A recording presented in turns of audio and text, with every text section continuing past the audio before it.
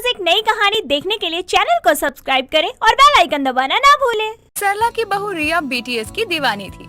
उसके सिवा उसे कुछ नजर नहीं आता था। फिर चाहे वो कितना भी अच्छा एक्टर हो, हीरोइन हो या सिंगर हो, उसे किसी से कोई मतलब नहीं था। उसके कमरे से लेकर फोन के वॉलपेपर पर भी बीटीएस की ही पिक लगी थी। लेकिन उसकी ये हरकतें उसकी सास सरला के सर के ऊपर से जाती थी, क्योंकि उन्हें बीटीएस का बी भी नहीं पता था। एक दिन शाम के समय उसका पति ऑफिस से घर आता है तो देखता है कि रिया फोन में बीटीएस लाइव परफॉर्मेंस देख रही होती है। क्या यार, तुम हमेशा बैठी हुई इन बीटीएस के लड़कों को देखती रहती हो। चलो ना, मैं तुम्हें लाइव एक सिंगर की परफॉर्मेंस दिखाता हूँ। मैंने 2 टिकट भी ले ली है। आज हमारे शहर में उसका शो है। मेरा मन नहीं है, मुझे कहीं नहीं जाना, आप चले जाइए। दिल करे तो माँ जी को भी ले जाइए। यार पागल हो क्या तुम? मैंने अपनी और तुम्हारी दोनों की टिकट बुक करवाई है। वहाँ मैं माँ के साथ कैसे जा सकता हूँ? तुम भी बिल्कुल अजीब हो। हाँ ठीक है, आपको जो बोलना है बोलिए, मुझे कोई फर्क नहीं पड़ता है।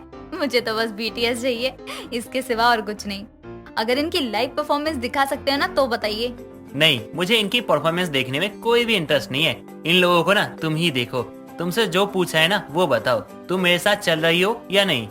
ये क्या बकवास कर रहे हैं आप? अगर आपको इनकी परफॉर्मेंस में इंटरेस्ट नहीं है ना, तो मुझे आपके उस सड़े हुए सिंगर को सुनने में कोई इंटरेस्ट नहीं है, इसलिए मैं आपके साथ कहीं नहीं जाऊंगी। ठीक है, मत जाओ। मैं भी ना मरा नहीं जा रहा तुम्हारे साथ जाने के लिए। गलती मेरी है जो मैंने तुमसे पूछा चलने के लिए। अजय इतना कहकर गुस्से में अपने कमरे में चला जाता है और अपनी बहू बेटे की बात सरला रसोई में खड़ी होकर सुन रही थी, जिसे सुनकर उसे भी गुस्सा आता है और वो अपनी बहू के पास जाकर उससे उसका फोन छीन लेती है, जिस पर रिया जोर जोर से चिल्लाने लगती है। माँ जी, ये आप क्या कर रही हैं? मेरा फोन वापस करिए, बीटीएस लाइव आए हैं। अरे वो चले जाएंगे, दीजिए ना मेरा फोन। जाने दे, कौन सा मेरा ले जाएगा। न जाने ये बीटीएस सीटीएस क्या होता है, पागल हुए जा रही है उसी के पीछे, और कुछ तो दिखता ही नहीं है। न जाने मुझे ये बीटीएस की दीवानी बहू कहाँ से मिल गई। हाँ, हूँ मैं बीटीएस की दीवानी बहू, मान लिया मैंने। और मैं ही नहीं, इन 7 लड़कों को तो दुनिया मानती है। इनके गानों में जादू है, जादू। पर ये सब आपको कैसे पता चलेगा? आप बस मेरा फोन दीजिए। नहीं दूंगी, बिल्कुल नहीं दूंगी। पहले तू अपने पति के साथ जा। तेरी किस्मत अच्छी है जो तुझे इतना प्यार और परवाह करने वाला पति मिला है। लड़कियां तरसती हैं ऐसा पति पाने के लिए। तुझे मिला है तो तुझे उसकी कदर ही नहीं है। अच्छा ठीक है माँ जी, चली जाऊंगी, लेकिन इनको लाइव देखने के बाद अब जल्दी फोन दे दो, वरना ये लोग चले जाएंगे। रिया इतना कहकर सरला के हाथ से फोन छीन लेती है, लेकिन तब तक बीटीएस वाले ऑफलाइन हो चुके थे, जिसे देखकर उसका खून जल जाता है और वो गुस्से में अपने कमरे में चली जाती है। समय बीतता है। तभी एक दिन रसोई में काम करते हुए वो कानों में हेडफोन लगाकर बीटीएस के सॉन्ग सुनकर आंखें बंद किए झूम रही थी। तभी सरला वहां आ जाती है और गैस पर चढ़ी सब्जी को जलते देखकर उसके कानों से हेडफोन निकाल देती है। तुझे कौन से मिर्गी के दौरे पड़ गए हैं जो आंखें बंद करके मस्त अपने आप में ही झूमे जा रही है? माँ जी, सारा मूड खराब कर दिया। बीटीएस वालों का इतना अच्छा सॉन्ग सुन रही थी मैं, कुछ देर के लिए मैं बिल्कुल खो सी गई थी। लेकिन आपसे मेरी खुशियाँ तो देखी ही नहीं जाती हैं। मुझे लगा ही था कुछ ऐसा ही होगा। अभी तो इतना खो गई कि तेरी नाक में सब्जी के जलने की बदबू भी नहीं आई। हे भगवान, क्या करूं मैं अपनी इस बीटीएस की दीवानी बहू का। पगला गई है बिल्कुल उन लड़कों के पीछे ये। माँ जी, जो बोलना है ना मुझे बोलिए। खबरदार जो इन लोगों के बारे में आपने कुछ भी बोला तो। जाने कितनी लड़कियों के दिलों की धड़कन है वो सातों के सातों। होंगे, लेकिन मेरे घर में बीटीएस का दीवाना नहीं चाहिए। उसके चक्कर में तो सब कुछ भूल गई है, एकदम से पागल हो गई है, पागल। माँ जी, पागल नहीं दीवानी कहिए। मेरा बस चले ना तो मैं दिन रात बैठकर इन्हें देखती रहूं। आपने कभी इन्हें ध्यान से देखा है? कितने हैंडसम लगते हैं ये। रिया इतना कहकर फिर से बीटीएस के लड़कों के ख्यालों में खो जाती है, जिसे देखकर सरला के सर में दर्द होने लगता है और वो वहाँ से चली जाती है। समय बीतता है। तभी एक दिन सुबह के समय अजय हॉल में बैठा अपनी माँ के पैर छूकर उनसे आशीर्वाद लेता है। तभी रिया भी वहाँ आती है। Happy birthday my hubby. Thank you. मुझे ना तुमसे कुछ कहना था। हाँ बिल्कुल, आज का दिन आपका ही है। आप जो बोलेंगे ना मैं वही करूँगी। ओके फाइन, आज के लिए तुम अपने बीटीएस को भूल जाओ और थोड़ा टाइम मेरे साथ स्पेंड करो। मुझे भी ना थोड़ा स्पेशल फील हो। ठीक है, कोशिश करती हूँ। वैसे तो आपकी ये विश पूरी करना ना थोड़ा सा मुश्किल है, लेकिन आप इतनी प्यार से बोल रहे हैं तो ठीक है, कर लेते हैं। तो फिर ठीक है, तुम कुछ अच्छा खाने के लिए बनाओ, मैं अपने दोस्तों से मिल के आता हूँ। ठीक है, आप जाइए, अपना दिन एंजॉय करिए, बाकी मैं देख लूंगी। तुम अपने BTS के लड़कों को आज के लिए भूल जाओ, उसके बाद मैं जानता हूँ तुम सब देख लोगी। अजय इतना कहकर वहाँ से चला जाता है और रिया भी घर की साफ सफाई में लग जाती है।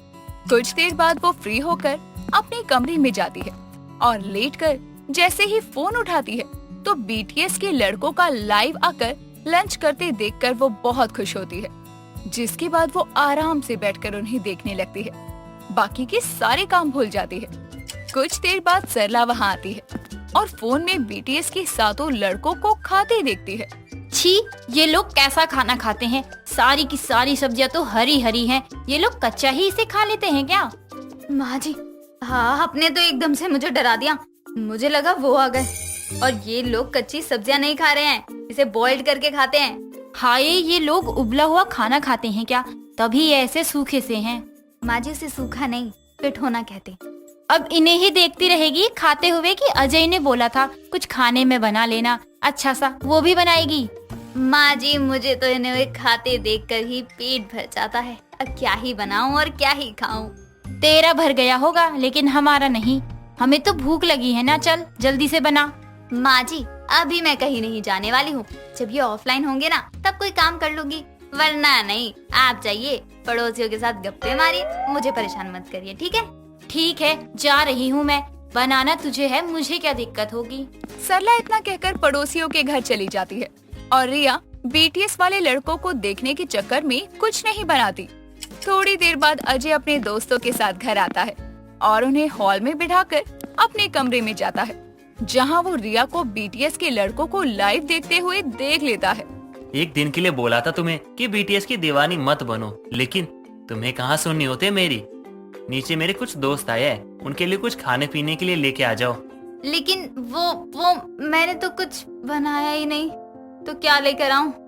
मैं तो BTS की लाइव देखने के चक्कर में भूल गई। मुझे तो पहले ही पता था कि तुमसे एक काम भी नहीं होगा। माँ को फोन करके बोल दो कि अपने पड़ोस की दुकान से कुछ खाने पीने का सामान ले आए, क्योंकि ना अब बनाने का तो टाइम है नहीं। अजय इतना कहकर अपने दोस्तों के पास जाता है। फिर रिया अपनी सास को फोन करके खाने का सामान मंगवाती है। जैसे ही वो अपने दोस्तों के पास पहुंचता है कि तभी उसकी करिश्मा नाम की फ्रेंड घर में BTS के बड़े बड़े पोस्टर देखकर उससे बोलती है। एक बात बता अजय, कि तेरे घर में BTS का इतना दीवाना कौन है जिसने पूरे घर में BTS के पोस्टर लगा रखे हैं? यार और कौन हो सकती है, मेरी खुद की पत्नी है। वो BTS की इतनी बड़ी दीवानी है, एक बार ऑनलाइन आ जाए तो फिर दुनिया में आग लगे, बाढ़ आए, भूकंप आए, कुछ भी हो, या चाहे सुनामी आ जाए, या सब कुछ खत्म हो जाए, लेकिन फिर भी वो टस से मस नहीं होती। सही है, वैसे अच्छे लड़के हैं। मेरी खुद की बहन इनकी बहुत बड़ी फैन है। उसका भी यही हाल है जो तुम्हारी बीवी का है। वो भी पूरे दिन इन्हें ही देखती रहती है, कहती है एक बार मिलना है इनसे। गलती से भी ना मत मिलवाना, वरना अभी तो सिर्फ दीवानी है। दोनों मिलके ना अगर निकल गए ना तो इनके पीछे लाइफ बर्बाद हो जाएगी मेरी। बात तो सही बोली है तुमने वैसे। अजय और करिश्मा की बातें सुनकर उसके सभी दोस्त हंसने लगते हैं। तभी सरला खाने का सामान लाकर सभी को खाने को देती है और रिया अजय के लिए गिफ्ट लेकर सबके सामने आती है। गिफ्ट देखकर अजय खुश हो जाता है, लेकिन जैसे ही वो गिफ्ट खोलकर देखता है तो उसमें BTS के लड़कों की टी-शर्ट, पिलो और बेडशीट थी, जिसे देखकर वो अपना सर पकड़कर बैठ जाता है। वाह क्या बात है, तुम्हें मुझे गिफ्ट में देने के लिए BTS से जुड़ी चीज ही मिली थी। वाह माँ, क्या करूँ मैं आपकी इस BTS की दीवानी बहू का। अजय की बात सुनकर वहाँ बैठे सभी लोग हंसने लगते हैं और इस तरह से रिया की BTS की दीवानगी उसके ससुराल वालों के साथ साथ उसके पति के दोस्तों को भी पता चल जाती है। दोस्तों, अगर आपको ये कहानी पसंद आई तो इसे लाइक करें, शेयर करें और कमेंट करके बताएं कि कहानी में आपको सबसे अच्छा क्या लगा।